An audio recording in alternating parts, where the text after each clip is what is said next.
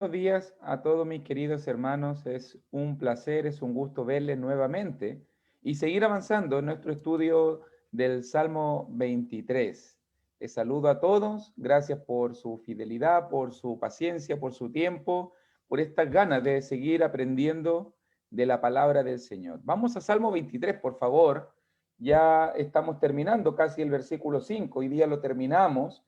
Y note muy bien que nos queda una última frase allí en versículo 5 de Salmo 23 para poder analizar. Dice la última frase allí, unge mi cabeza con aceite, mi copa. De eso vamos a estar hablando hoy día. Mi copa está.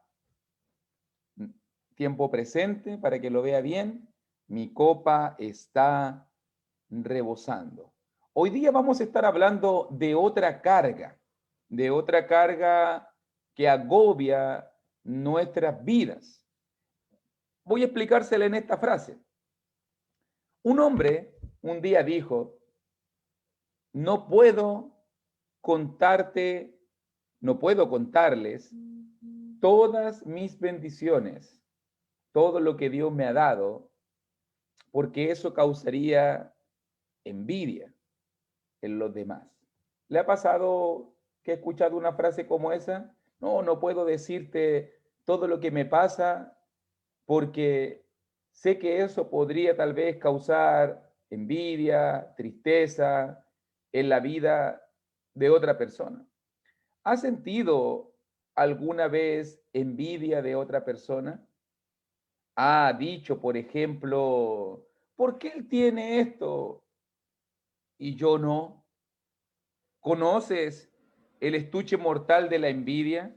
Si no has visto el estuche en la vida real, tal vez habrás visto en las películas de espías. Quiero usar una analogía. El asesino que se ve en la película siempre anda con un estuche en su espalda. Sube las escaleras, llega a lo más alto del edificio o en una ventana superior, cuando está seguro que nadie puede verlo. Allí abre el estuche, saca un rifle que está desarmado entre cojines, comienza a armarlo, lo carga, pone la culata, se pone en posición, espera en la mano del buen tirador, hasta que llega la víctima. ¿Quién es la víctima? La víctima es alguien que tiene más de lo que tienes tú. La otra persona tal vez tiene un mejor sueldo, un mejor trabajo. La persona tal vez tiene un mejor matrimonio, un mejor vestido, una mejor casa, un mejor auto, una mejor congregación, un mejor puesto en la iglesia. Y celosamente la envidia se fija, pone su mirada en la persona que tiene más y ¡pam! Y lo matamos.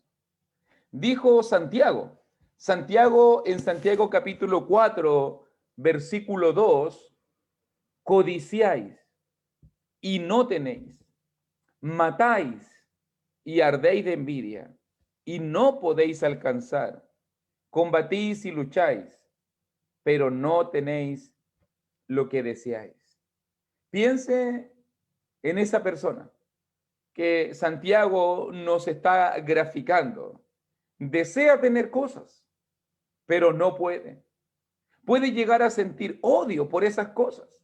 Puede luchar hasta combatir por lo que desea, pero al final no alcanza a tener nada. Tal vez tú digas, sinceramente, Luis, yo nunca haría eso. No, yo nunca mataría. Con un rifle tal vez no, pero ¿qué decir de tu lengua? ¿De tu mirada? ¿Has mirado a la gente con desprecio? ¿Has mirado a la gente con odio?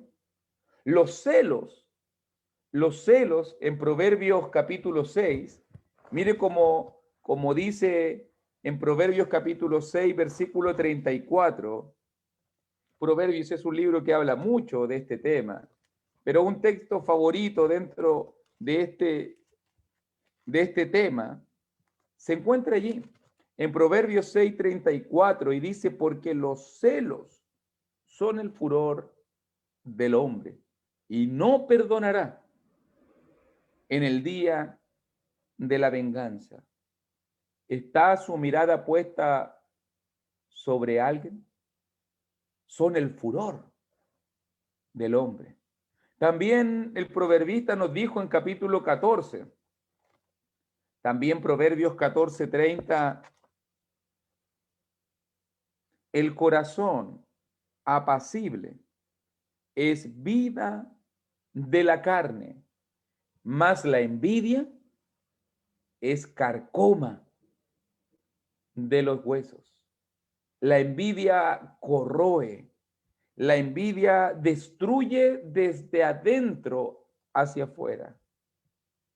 Usa la analogía aquí como un poder corruptible que va destruyendo de a poco y paso a paso el interior del hombre, comenzando desde los huesos. ¿Cuántos de nosotros, cuántas personas no han sido destruidas por causa de la envidia? Incluso también el proverbista dijo, otro texto también muy importante, en Proverbios 27. Cuando miramos en Proverbios 27 y este pasaje digo, wow, qué increíble. Porque Proverbios 27:4 dice, cruel es la ira e impetuoso el furor. Wow. Cuando nos airamos es terrible. Cuando nos arrebatamos somos impetuosos. Pero mire lo que dice ahora, Proverbios 27:4. Mas, ¿quién podrá sostenerse delante de la envidia? No hay fuerza más destructiva. La envidia es una fuerza incontrolable, impetuosa, que nos quita el gozo y lo condiciona a lo que vemos en las otras personas. La ira es cruel, el furor, el enojo es incontrolable, pero la fuerza de la envidia es una fuerza destructiva, avasalladora. ¿Necesita una cura para la envidia? ¿Necesitamos tal vez un antídoto para los celos? Ya nos estamos dando cuenta de lo destructiva, de lo poderosa, de lo corrosiva que es la envidia en nuestra vida. Y creo que comenzando aquí, en Salmos capítulo 23, versículo 5, David nos va a ofrecer una cura, nos va a ofrecer el antídoto para poder combatir la envidia en nuestras vidas. Antes de lamentarnos por lo que no tenemos, David te invita y te dice, alégrate, porque la copa abundante, tu copa, está rebosando. No te enfoques en lo que no tienes. Enfócate en lo que tienes y vas a ser feliz, dice David. Mi copa está rebosando. ¿Está llena tu copa? Pregunto. Tal vez ese es el problema. El problema tal vez es en cuanto a la visión, a la óptica, ¿cierto?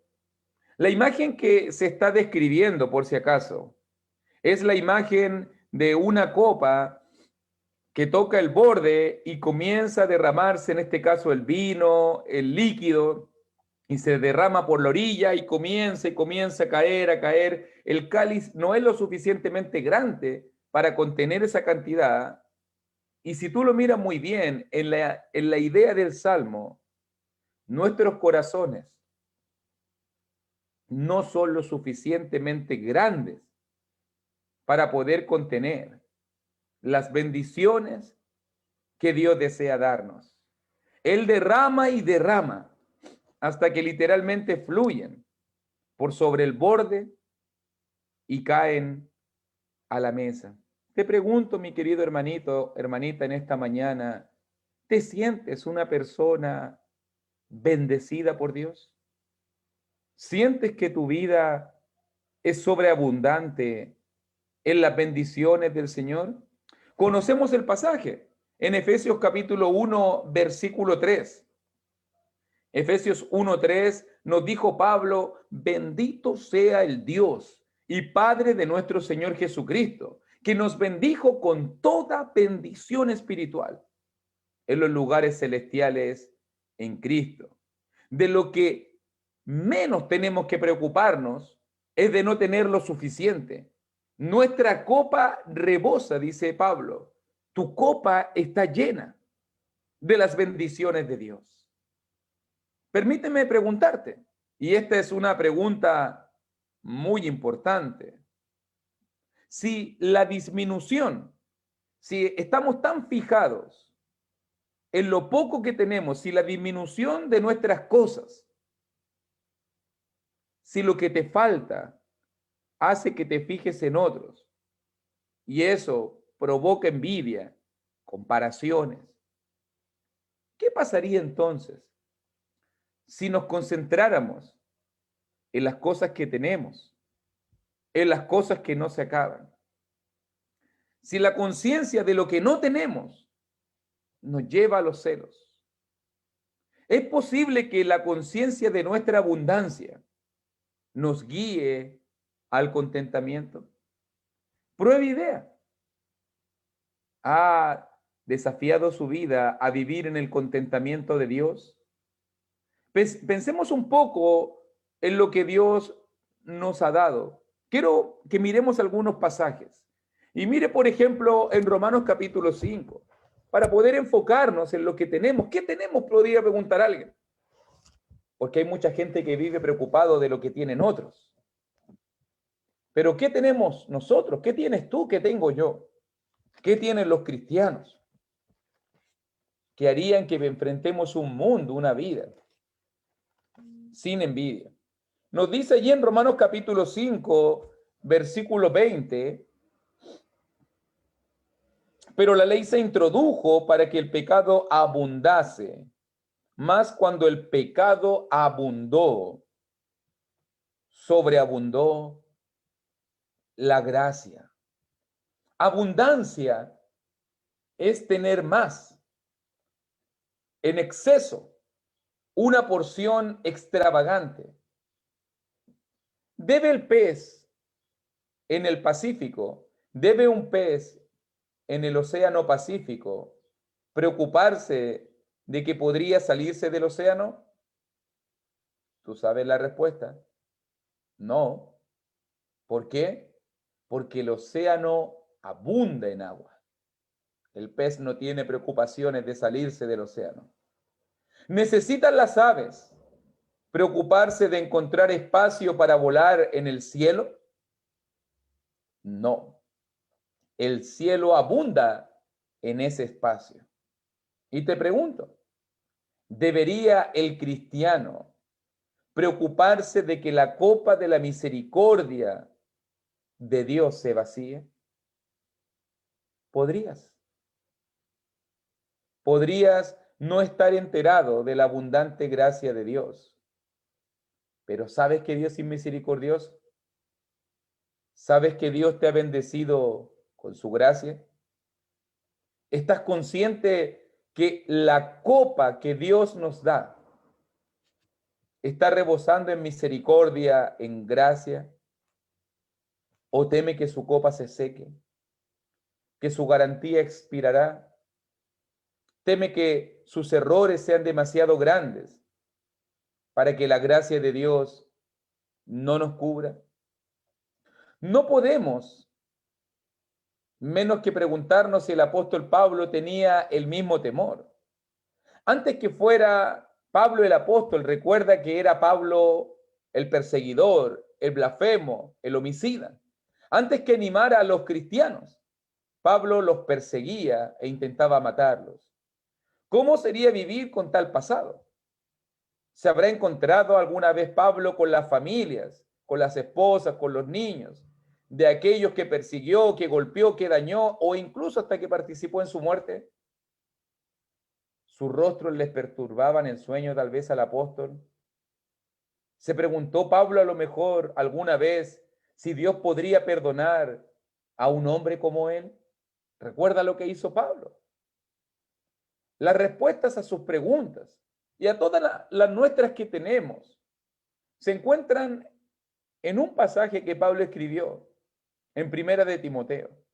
Fíjense muy bien que cuando miramos en Primera de Timoteo, capítulo 1, versículo 14, cuando él está contando de su conversión, cuando él está contándonos acerca de su proceso, dice allí en Primera de Timoteo, capítulo 1, sobre todo versículo 14, aunque es poderosísimo ese pasaje completo. Pero si tú lo miras conmigo allí en Primera de Timoteo, capítulo 1, dice, versículo 14 dice, pero la gracia de nuestro Señor fue más abundante con la fe y el amor que es en Cristo Jesús. La gracia de nuestro Señor fue abundante. ¿Quién era él? Versículo 13, blasfemo, perseguidor, injuriador. ¿Quién era él? Un ignorante, un incrédulo. Dice el versículo 13, pero fui recibido a misericordia. La gracia de nuestro Señor. Note esos conceptos tan poderosísimos. Misericordia, gracia, clemencia. Pablo estaba agradecido de Dios. Dios no es avaro con su gracia. Su copa podría estar baja en dinero, en ropa, ¿sí? Tu copa puede estar disminuida en cosas materiales, pero rebosa abundantemente en la misericordia de Dios. Tal vez podría no tener un auto de lujos, pero Dios te ha ofrecido suficiente perdón, suficiente gracia, suficiente misericordia. Isaías 55:7 dice que Dios será amplio, amplio en perdonar. Déjame decirte algo, tu copa y mi copa rebosa de la gracia de Dios. No solamente eso, otra cosa importante, si me acompañas por favor a Romanos capítulo 15, algo también importante en cuanto a pensar en esta copa que está rebosando, en Romanos capítulo 15, versículo 13, también tenemos una copa de esperanza abundante y rebosando. Dice en Romanos 15, 13, y el Dios de esperanza os llene de todo gozo y paz en el creer, para que abundéis en esperanza por el poder del Espíritu Santo. ¿Te das cuenta del pasaje? Como cuando la luz entra en un cuarto oscuro, la esperanza de Dios entra en nuestro mundo sobre el enfermo. Él envía el rayo de curación para el afligido. Dios le da promesas de consolación para el moribundo. Él prepara la llama de la resurrección. Al confundido, Dios le ofrece la luz de las escrituras. Dios da esperanza. Nos dice el pasaje que Él da abundante para que abundéis en esperanza. De eso estamos hablando, de lo que abunda y sobreabunda.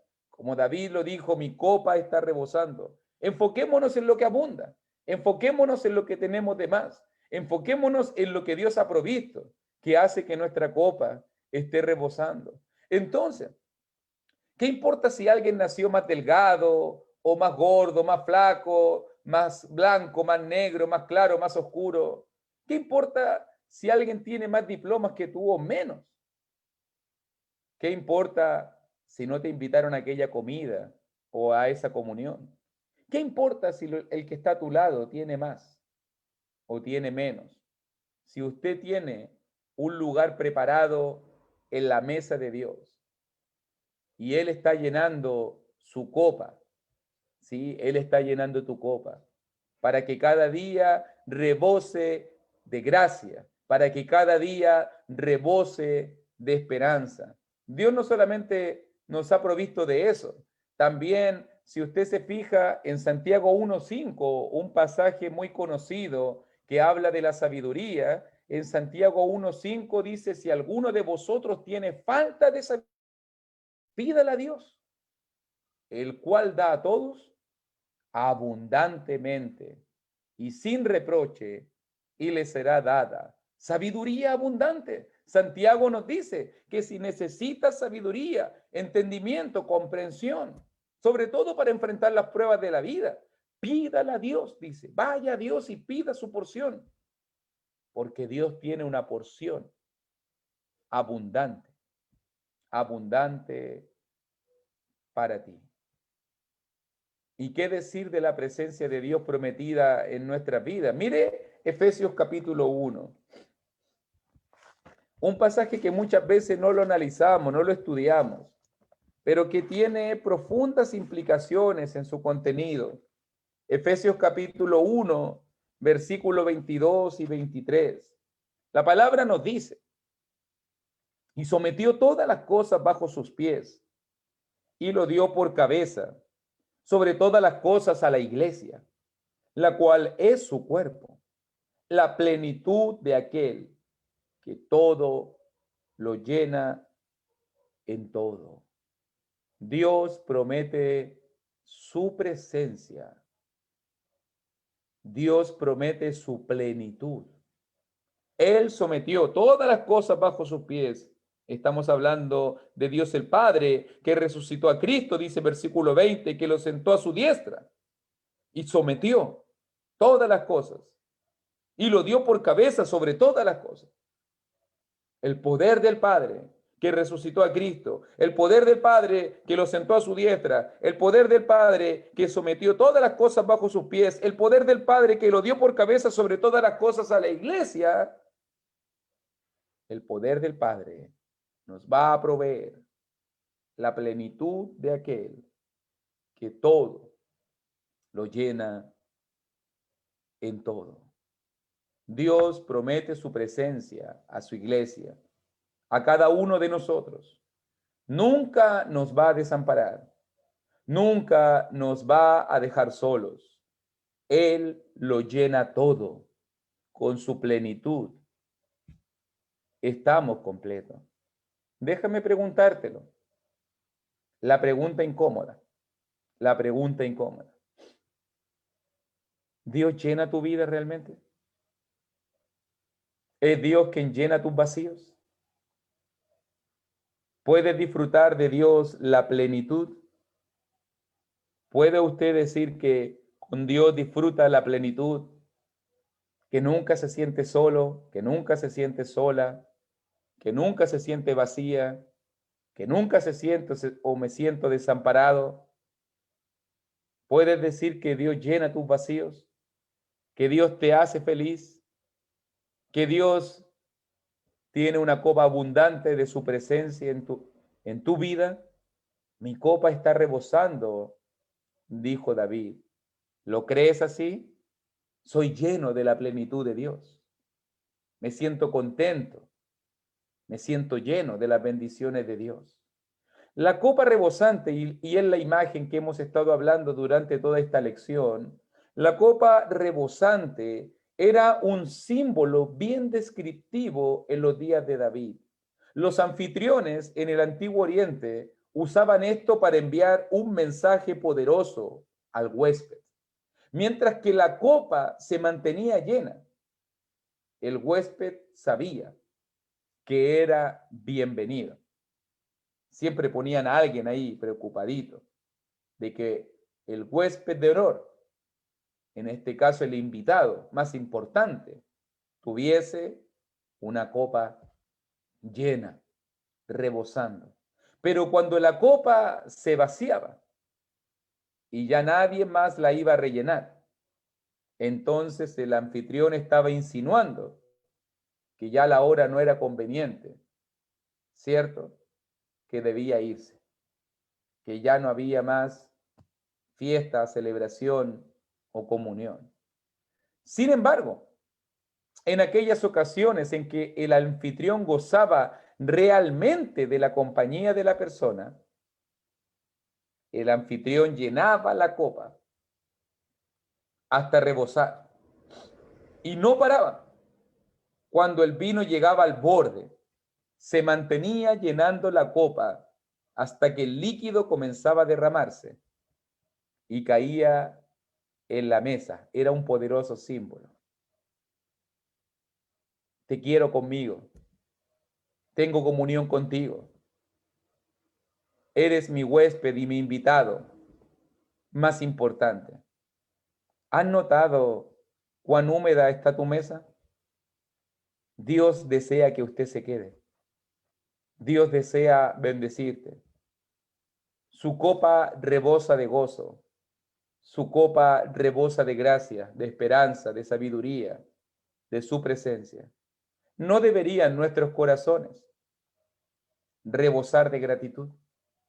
¿No deberíamos estar agradecidos de las muchas bendiciones de Dios, en vez de estar enfocándonos tanto en lo que sucede a nuestro alrededor, en lo que tiene o no tiene el otro, en lo que le falta o no le falta al otro? ¿No deberían nuestros corazones estar enfocados en las bendiciones de Dios, en vez de enfocarnos en cosas vanas y sin sentido? Te voy a contar una historia que a mí me impactó mucho. Una historia que habla de lo inconformista que muchas veces somos. Era la historia de un niño que inicialmente estaba lleno de envidia, pero que con el tiempo se llenó de gratitud. Según la historia, este niño vivía con su padre en un valle, en la base, muy cerquita de un gran dique. Todos los días el padre iba a trabajar a la montaña, detrás de su casa, y retornaba a casa con una carretilla llena de tierra. Y el papá le decía, pon la tierra en los sacos, hijo. Y decía el padre, y amontónalo frente a la casa.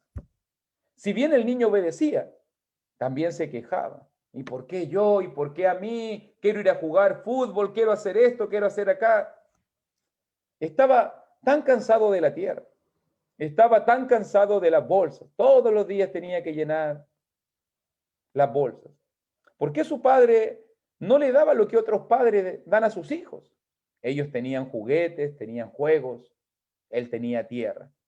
Cuando veía que los otros niños pasaban por ahí a jugar, él enloquecía, se enojaba. No es justo. ¿Por qué yo? Y cuando su padre llegaba nuevamente, le reclamaba. Ellos tienen diversión, ellos pueden salir. Yo solo tengo tierra. El padre sonreía y con sus brazos sobre los hombros del niño le decía, confía en mí, hijo, estoy haciendo lo que más conviene. Pero para el niño era duro confiar. Cada día el padre traía la carga. Cada día el niño llenaba las bolsas. Amontónalo lo más alto que puedas, por favor, le decía el padre mientras iba por más. Y el niño llevaba las bolsas y las apilaba, tan alto que ya no podía mirar por encima de ellas. Trabaja duro, hijo, le dijo el padre un día. El tiempo se nos acaba. Mientras hablaba, el padre miró al cielo oscurecido. El niño comenzó a mirar fijamente las nubes y se volvió para preguntarle al padre lo que significaban. Pero al hacerlo, sonó un trueno y el cielo se abrió. La lluvia cayó tan fuerte que escasamente podía ver a su padre a través del agua. Sigue amontonando, hijo, le decía el padre. Y mientras lo hacía, el niño escuchó un fuerte estruendo. El agua del río irrumpió a través del dique hacia la pequeña villa. En un momento la corriente barrió con todo en su camino, pero el dique de tierra, esas pequeñas bolsitas o grandes bolsitas que el niño se quejaba, dio al niño y al padre el tiempo que necesitaba para ponerse a salvo. Apúrate, hijo, sígueme. Y corrieron hacia la montaña, detrás de su casa, y entraron en un túnel. En cuestión de momentos, salieron al otro lado, huyeron a lo alto de la colina y llegaron a una casita nueva. Aquí estaremos a salvo, le dijo el padre al niño. Solo entonces Solo entonces el hijo comprendió lo que el padre había hecho. Había provisto una salida. Antes que darle lo que él deseaba, le dio lo que él realmente necesitaba. Le dio un pasaje seguro y un lugar seguro donde vivir. Y cuando pienso en este niño, tan quejumbroso, tan quejón, como muchas veces lo somos cada uno de nosotros, pienso en el Padre. ¿No nos ha dado lo mismo nuestro Padre? Un muro fuerte de gracia para protegernos, una salida segura para liberarnos. ¿De quién podríamos tener envidia si tenemos lo mejor? ¿Quién tiene más que nosotros? Antes que desear lo que otros tienen, no deberíamos preguntarnos si los demás tienen lo que nosotros tenemos. En vez de estar celosos por ellos, ¿no es mejor sentir lástima por lo que la gente no tiene? Por amor del cielo, tire sus rifles, tire su envidia y levante la copa. Hay suficiente para compartir. David dijo, mi copa está rebosando. Una cosa es cierta, cuando venga la tormenta final, usted estará seguro en la casa de su padre. No echará de menos lo que él no le dio. No, no anhelará lo que él no le dio, sino que estará maravillado de lo que él sí le dio. Aprendamos a gozarnos, mis queridos hermanos. Hay tantos casos abundantes en la Biblia de personas que sufrieron por causa de la envidia. ¿Se acuerda de Caín y Abel, José y sus hermanos, Moisés y Aarón y María, los hijos de Coré, Jesús y sus perseguidores? ¿Cuánta gente no ha tenido envidia y por culpa de eso ha sido destruida?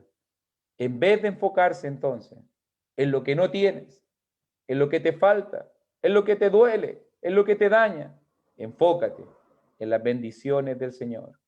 Enfócate en lo que tienes de parte de Dios. Nuestra copa está rebosando. Si tú estás con Dios, si el Señor está contigo, entonces tienes lo mejor. Aunque ahora no lo entiendas, aunque ahora no lo veas como ese niño quejumbroso, Dios está preparando lo mejor para cada uno de nosotros. Que Dios te bendiga y gracias por la oportunidad.